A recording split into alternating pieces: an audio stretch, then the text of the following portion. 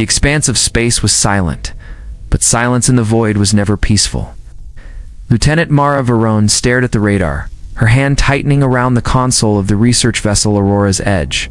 "Sir, you might want to see this," she said, her voice barely above a whisper. Captain Dorian Cade moved closer.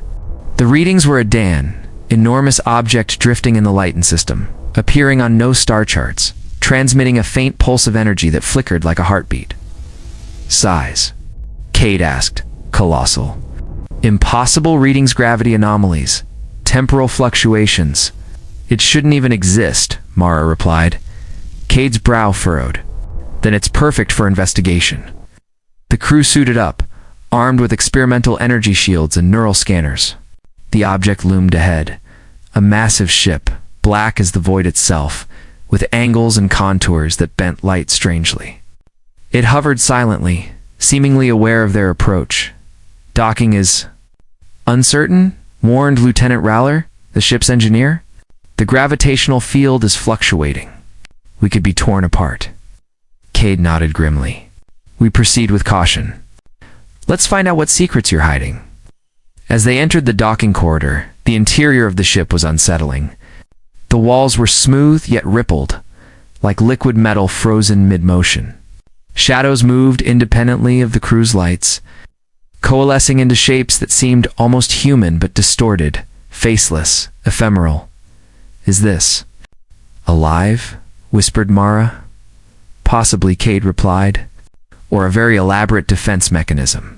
Stay close. The corridor is twisted impossibly. Distance is warping." The ship's AI, called VEX, calculated that the structure itself was not stable in conventional space. It existed partially in another dimension. They reached a chamber at the heart of the vessel. At its center hovered a sphere of black crystalline energy, suspended as if by its own gravity.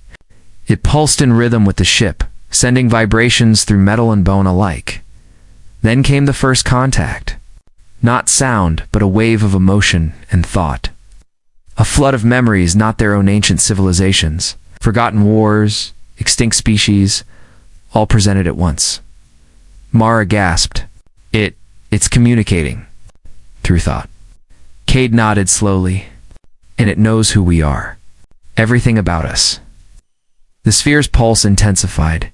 Shadows flickered, forming twisted versions of the crew, showing them visions of fear, failure, and loss.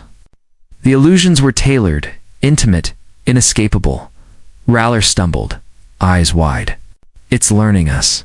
Testing us." The ship's AI analyzed rapidly. "Commander, the sphere is assessing cognitive patterns. It may be attempting to determine worthiness." Cade understood. "We don't resist. We observe. We respect. That's how we survive." The chamber walls began to ripple like liquid. The shadows of lost explorers, human and alien, moved within the walls. Their faces twisted in silent screams, trying to warn, pleading, or perhaps merely trapped in the intelligence's memory. Mara focused, trying to ground herself. "We came here to understand, not take. That's all at once." The orb responded. The visions coalesced into a single pattern, a map, ancient beyond comprehension, showing pathways through stars, time, and dimensions. The ship had traveled longer than any known civilization had existed. Observing, recording, and testing. Then came the warning. Clear in thought, knowledge without respect leads to destruction. Only those who approach with humility may leave. The crew realized that this was not just a ship, but a living repository, a sentinel for knowledge spanning eons. To leave with understanding, they had to accept the intelligence without claiming dominion over it. Cade gestured to the orb. "We learn, we do not touch. We respect." The shadows softened. The pulsing slowed. The distorted corridors realigned into something coherent, almost welcoming.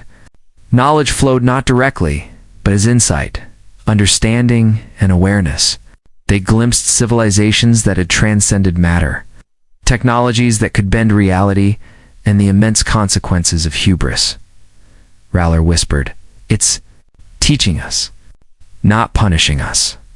The orb's pulse gradually subsided. The Aurora's Edge crew retreated, carefully retracing their steps through the now stable corridors. The air felt lighter, less oppressive. The shadows dissolved entirely, leaving only a soft luminescence emanating from the walls. As they returned to their ship, Cade stared at the void. It's alive and patient.